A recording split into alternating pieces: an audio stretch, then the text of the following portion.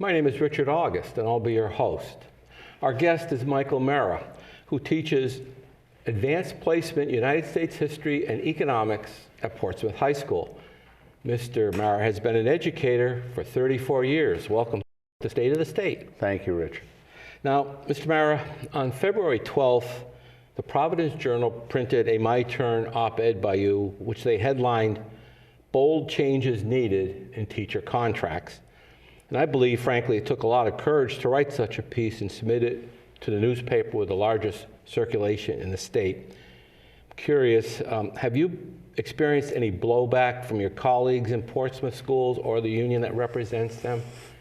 None whatsoever. This is actually, Dick, my third piece in the Providence Journal. I had one in 2016, similar topics, and one last year. So this is the third one, but each time I've had a couple emails here and there from some disgruntled teachers, but one or two, and not in my district, from across the state that I didn't know. But I had a lot of positive feedback. Really? Well, in your op-ed you say, and I'm quoting, "Providence is not alone in being a troubled school system." You cite the need to have the best teachers in classrooms, but again quoting, "Unfortunately, teacher union contracts contain language and mandates that virtually guarantee we will not have the best in our classrooms." Is this another way of saying that unions exist to protect the mediocre, incompetent, maybe disinterested teachers who are in the classroom, merely biding their time until they can retire? I hope they don't exist for that. I think they've done a lot of good things in the past, namely to bring up the profession's pay to respectable. I don't think it's great, but I think it's respectable. But we do have people that, I think every school, every district has people that probably shouldn't be doing what they're doing. There's not a lot of passion there. There may not be much merit behind what they're doing in the classroom, but we have so many good teachers. The problem is the bad ones stand out pretty quickly, and the first ones to get hit with that are the kids. And those people are protected by union contract language that promotes them just because they've been there longer, seniority. Situations that would easily have another teacher promoted to a position, and all of a sudden, by seniority, they're elbowed aside by another teacher that may want that doesn't have that passion, that's not the professional for that role, that a principal and a superintendent would love to have a different teacher, but if it's going by seniority, it doesn't always go to the best person. Just the one that's been there longest. Right, which is nice. If it's a tie, give it to the person who's been there the longest. But it has to be based on merit. We can't keep doing this just because you're the senior person, you get this. It has to be won. It has to be earned. There's not any of that in the contracts, and that's dispiriting, particularly to, you have some rising stars, and they're the first on the chopping list. And, it goes all the way to the top. Randy Weingarten of the Federation of Teachers, AFT, she's famous for saying things like, well, taxpayers can rest assured that when there's cuts in the school system, the most experienced people will be there. And that's good, but if those experienced people don't really care to be there and aren't that competent and don't have much passion, we're wasting a lot of money and a lot of energy, and we're wasting taxpayers' money and kids' time with people. Every school, every organization has a top 20%, a middle, a bottom 20%, and schools have them too. Hopefully we're getting out of what, used to be just seniority-based. I'm seeing a little bit more here and there, merit-based, but it's still ingrained there. And time, of course, is something that can't be recaptured. If a student has a less than interested teacher in front of them, that's a year wasted, really, of their education. And they start behind the ball. Right, and in science and math, they're taking courses that build on. So if you're a math teacher in 10th grade, does not do what the other math teachers in 10th grade do with those kids, and you're going to 11th grade, and it happens all the time.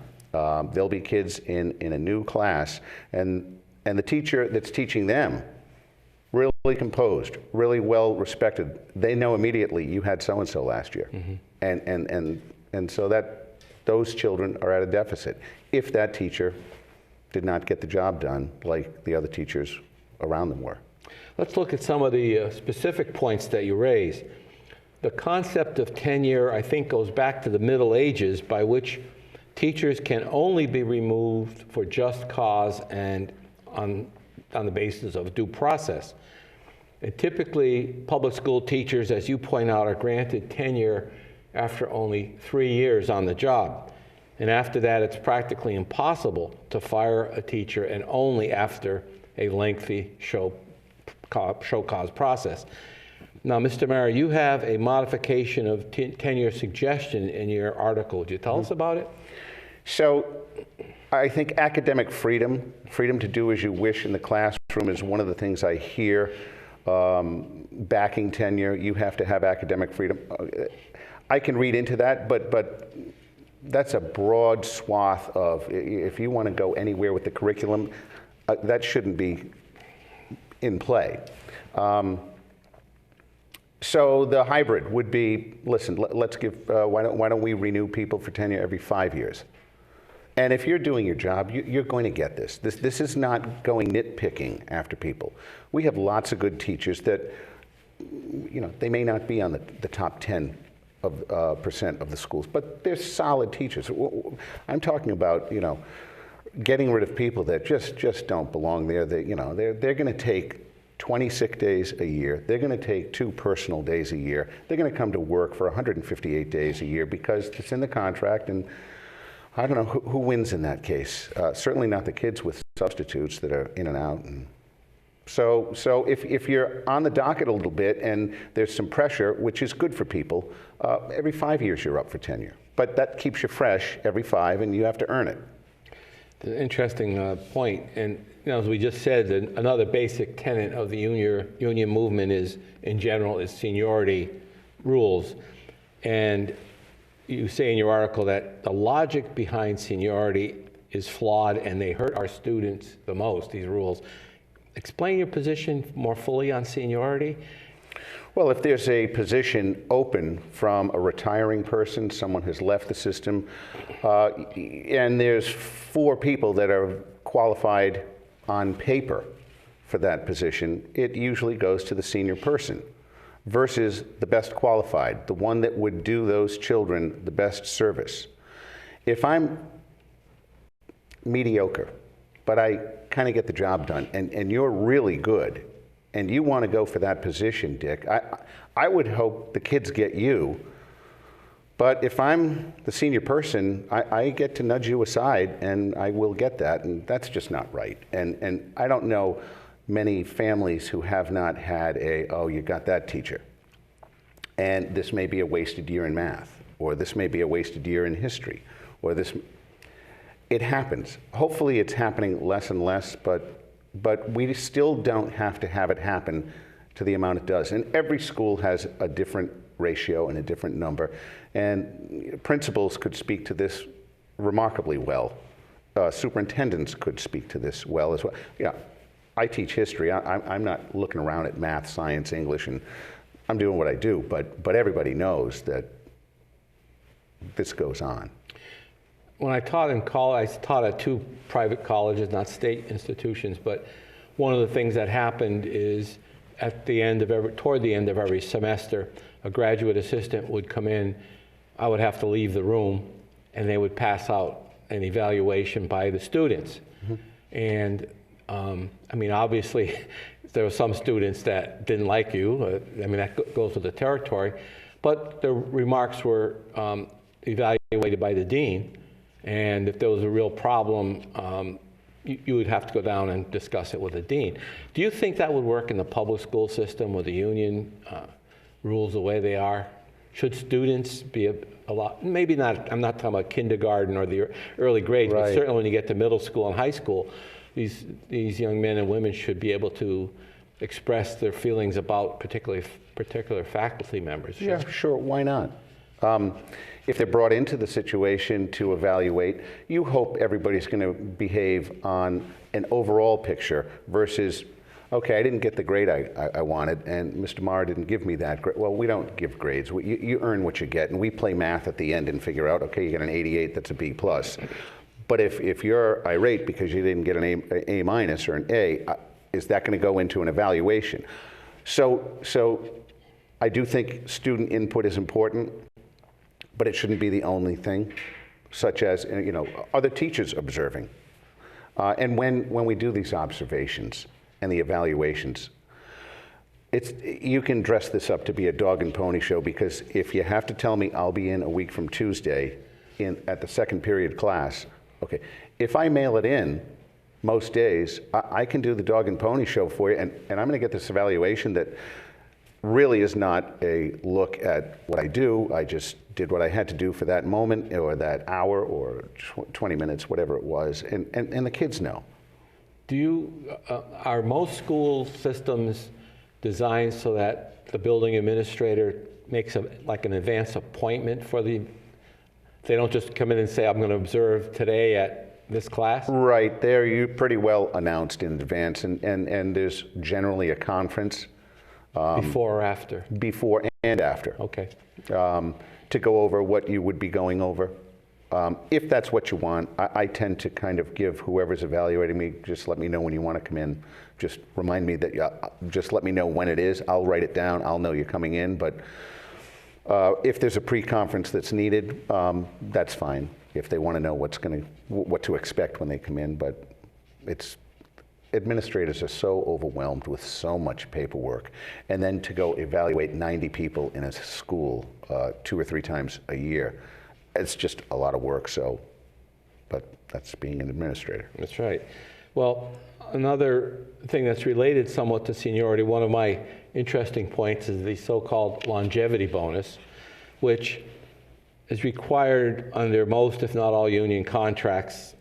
And the concept goes back to the days when rural and suburban school districts paid less than the urban schools, and therefore to keep the teachers that have been around a while in these rural school districts received the bonus for being in a classroom 5, 10, 15, 20 years.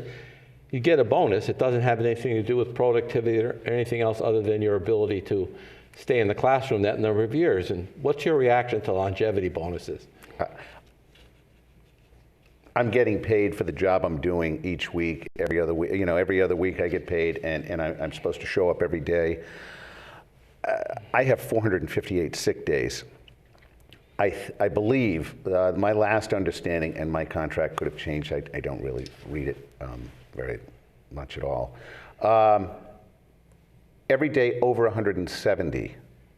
When I retire, I would get $35 per day for every day over. So if I have 200 days over 170, if I was 370, I'd get a $7,000 check, 35 times 200. I don't know. My position is you had my back covered all those years. If I had to be sick, you had me. And now I got to walk. I've also been an employer as well. So I see it from the side of I had you covered, and if you needed those days, you took them, but now I have to pay you for those days as well. I think that's a little egregious. Yeah, I'm surprised. A lot of people look at that statistic, and I was going to get to it anyway. The 458 days, some people think that means you get 458 days of pay, which at 180 days is almost over 3 years of, right. But it doesn't quite work that way. Right. Okay. But it is compensation that you can get upon retirement because you didn't use those days. And every town has their own contract about the cut line. Is it 170? How much is it? $40 a day after 200 days? Every town has their own contract. Right.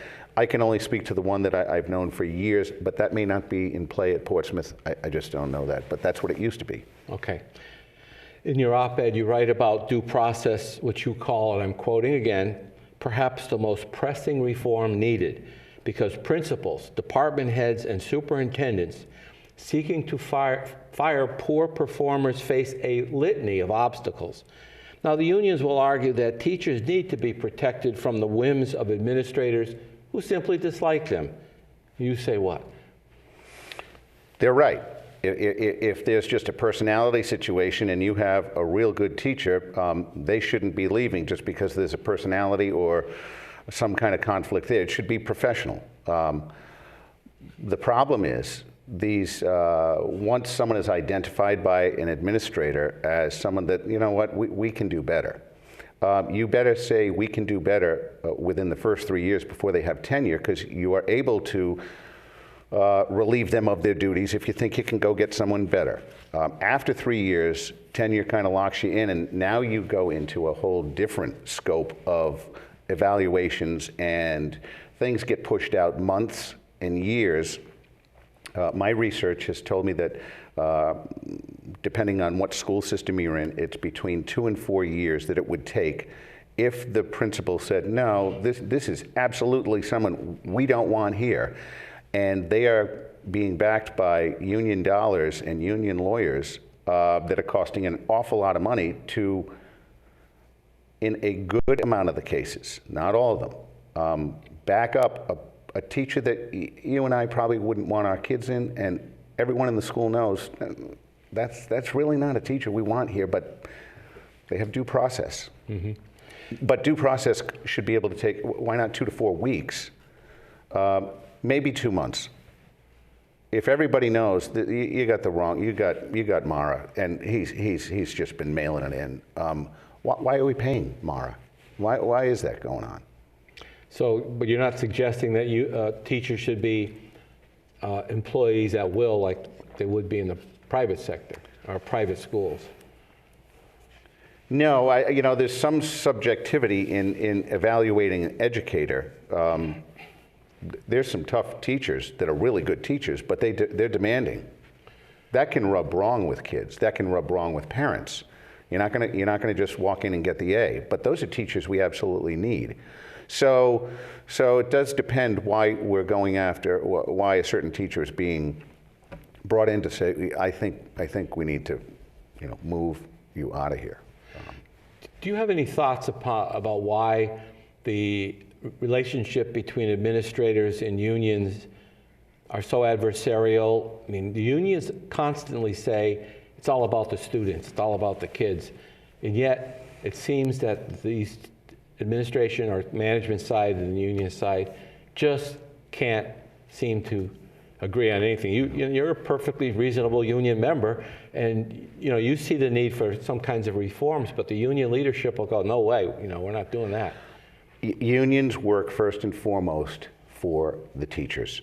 They do not represent the students. When they say we're here for the students and defend poor performing teachers, that is very anti-student, that is very anti-taxpayer, that is talking out both sides of your mouth saying, well, we're here for the, no, you're not here for the kids. You do not represent, they don't pay your dues. And there are certain things that the union fights for that are good for kids, smaller classrooms. But I would argue that's coming from a labor-oriented standpoint of, that's easier for me.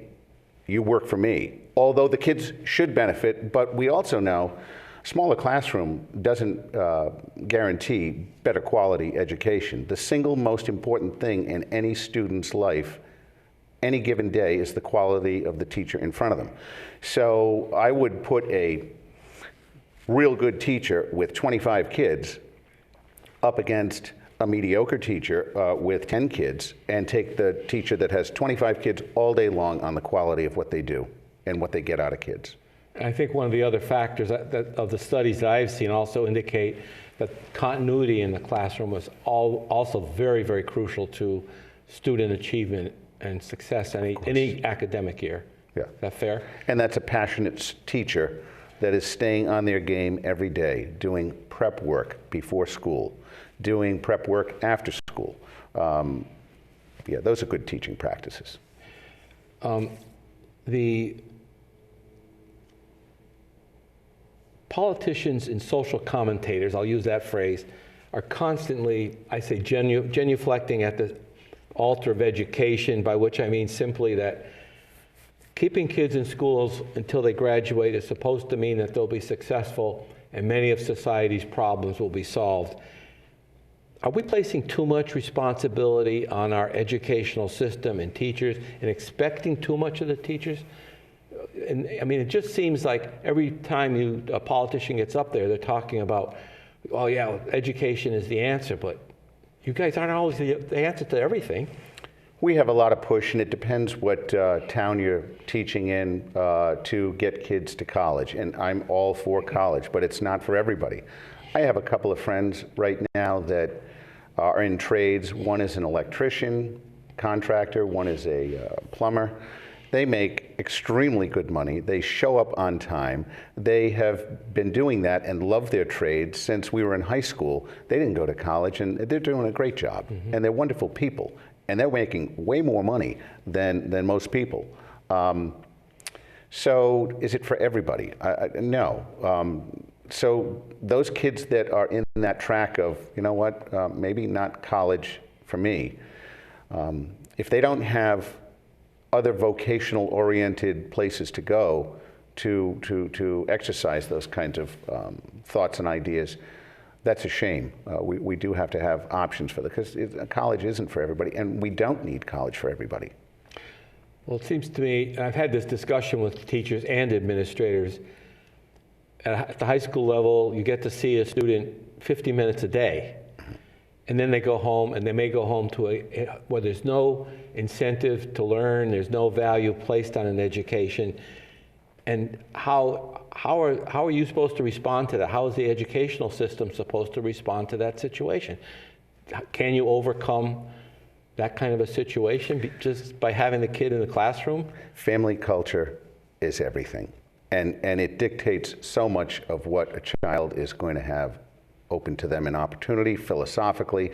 So if they have teachers firing on all cylinders all day long, that's a heck of a lot better, particularly when they're going home to a family culture that may not value any of that. Maybe a tough situation. And we have students in every community that go home to very tough situations. I don't care whether you're talking about Barrington, East Greenwich, Portsmouth, or towns not as affluent as that. There are kids going home in those affluent towns to difficult situations. And that's why it's all the more important to have the best teachers in the classroom for kids, because we can't afford to have less than our best that are providing society for the future that it counts on it right now. Those teachers have to be in place. And most schools have really good teachers that are committed. But there are people that just, they don't belong in the system, and they're immovable, and they're not going to move. And that's wrong. That's just not helping the kids, taxpayers, or anybody. The thing that I always, I'm amazed at, I look at particularly students from a Asiatic background. People came here from Vietnam, Cambodia, China, very little knowledge of English, and yet they come here and they're the valedictorians and salutatorians of the graduating class in high school. That is because of the value their parents place on an education, and that's almost more important than how many credits they take or what classes they take. It's their drive is to succeed in an educational environment. And they go on to prestigious universities. You're totally right, Dick. The whole thing emanates from the family unit. And we have to really work hard with kids who don't come from family units like that. And it's sad because there's a lot of work to make up. And you know when they leave school, they are going to a place that's not like this, and they don't get some of the real sad cases. We try real hard, but there's also massive disruptions that some kids can bring to classrooms because of family situations. And it's wonderful when you see those kids from those families and they are firing on all cylinders, and you know everything is valued at home as much as it is by passionate teachers. So that's real nice, but it's also real sad when you see the opposite. One of the other things that seems to be anathema to the union movement is the idea that teachers in disciplines that are in demand, and I'm going to point to mathematics, computer science, any of the physical sciences, foreign languages, special education. Once you start talking about giving them some sort of an incentive pay or premium pay to get them in the system, the unions go, oh no, wait a minute, you know. So a kid who has, let's say, a computer science background looks at, well, gee, I'd like to teach, but I look at the pay and I can make a lot more of that in the private sector. And he particularly looks at, and I'm not going to pick on physical ed, but I guess I am. You know, the phys ed teacher coming in is going to be making as much as I am, and their background is entirely different. They don't have to do the same amount of classroom prep and so forth. Why are unions so resistant to this idea of trying to do something to attract qualified teachers in what's called STEM? You know, Sure. I can't answer for them. You bring up a great point. I think merit pay entices people to become better at what they're doing and keep them, if they have a hard drive, towards improvement in their classroom on a constant level. It keeps them going, it keeps them hungry, and they're rewarded. So merits, we know across the board, whether we look in athletics or whether we look in corporate America, if people have merit pay, this is a good situation. Unions would have to answer to you for that. It's a great question, Dick. Why not have a little bit of competition? Why are we all treated the same? Because everybody is not the same value in the classrooms. We know this, but they're all paid the same. I tell my econ kids when we're talking about productivity, when you are in a meritless situation financially, in a work situation, you're guaranteed to get some real top performers. Absolutely going to get some bottom performers that know how to play the system, and you're going to get a lot of people in the middle, and you know, they're trying on various levels. But it's unfortunate that we don't put merit pay out there as a, and I've heard it coming to a few places across the country, but defending it, I don't know what the defense is, other than we all have to be treated the same, and we are simply all not the same. That's illogical. Just shift gears for a moment. I said at the introduction that you teach advanced placement U.S. history, and I've seen these interviews of students in the street, so to speak, and some of these kids can't even tell you when the Civil War was fought, why it was fought, and who won. And I know you said to me in preparation for the program that you actually take students to Gettysburg for a field trip. And how do they react to that type of a situation? Well, it's part of our curriculum, well, going through the Civil War, but we read the book Killer Angels by Michael Scher. Great book, one of my top 5 books. After that, I've had a field trip for years now. We've had to turn it to a club status because of field trip laws in place.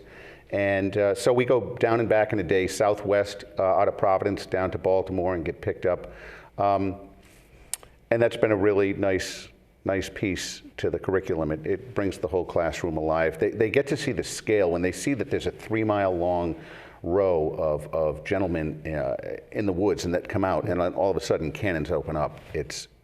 They can now take it from the book to a physical situation. Actually seeing it is a little different than reading about it. Well, we actually have a few seconds left, and I want to thank you, Mr. Marra, for joining us, and we'll come back again sometime, and we'll talk as we get into maybe later in the academic year. I want to thank our audience for watching State of the State.